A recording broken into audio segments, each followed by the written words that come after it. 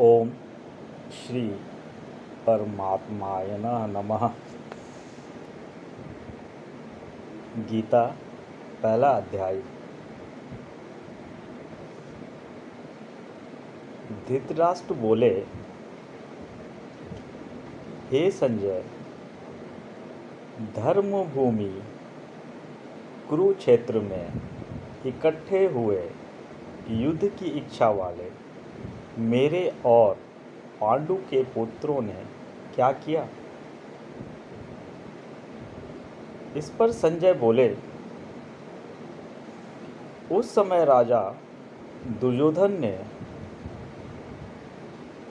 व्यूह रचनात्मक पांडवों की सेनाओं को देखकर और द्रोणाचार्य के पास जाकर यह वचन कहा,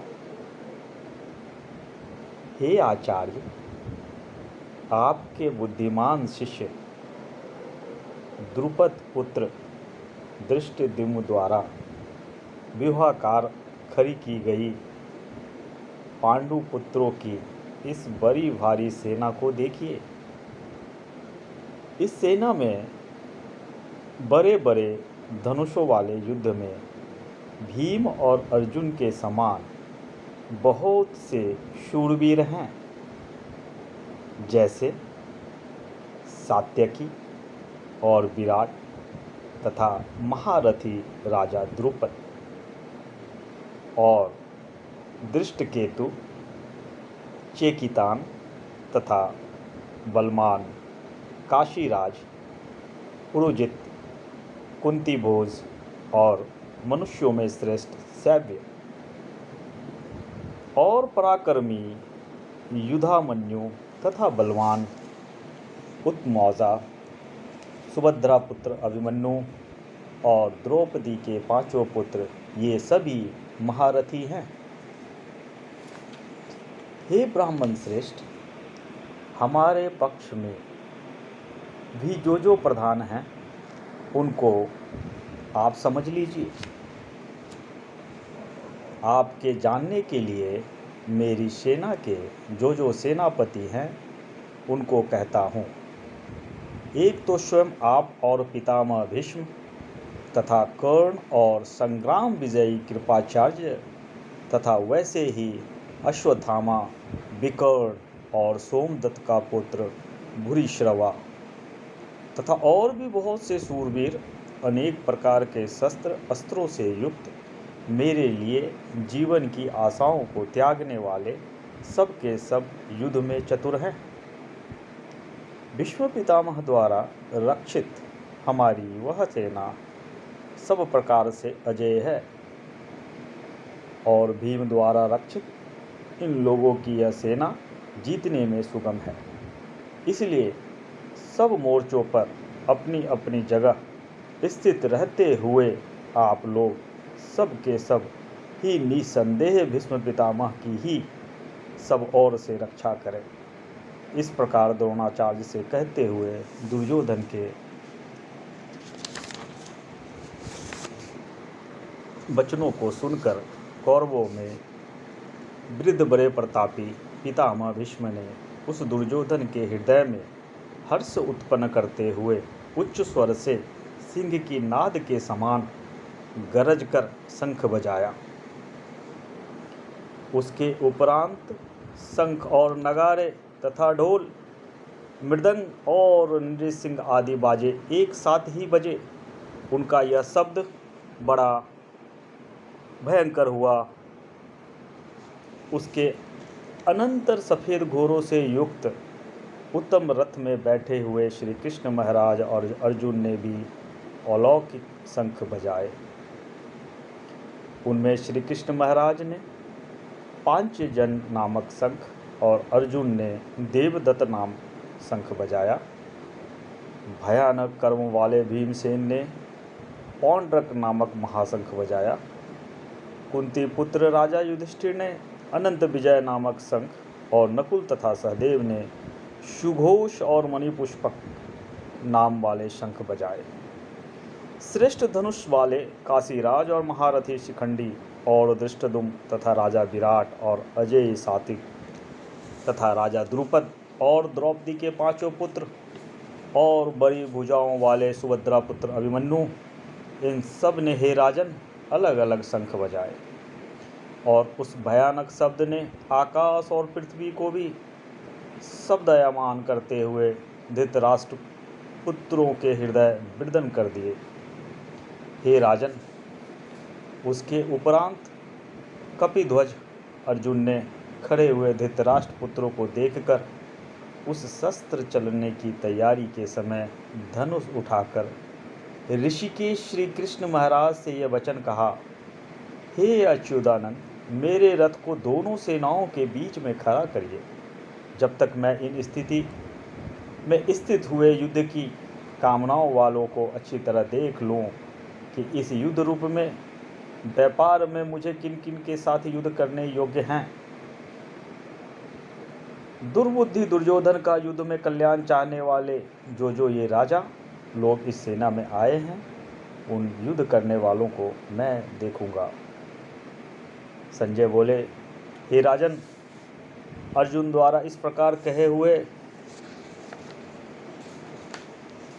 महाराज श्री कृष्णचंद्र दोनों सेनाओं के बीच में भीष्म और द्रोणाचार्य के सामने और संपूर्ण राजाओं के सामने उत्तम रथ को खड़ा करके ऐसा कहा कि हे पार्थ, इन इकट्ठे हुए कौरवों को देख।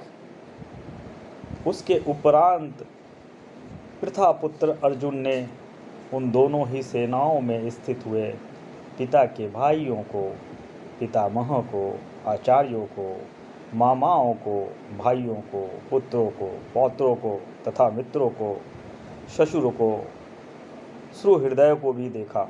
इस प्रकार उन खड़े हुए संपूर्ण बंधुओं को देखकर वे अत्यंत करुणा से युक्त हुए।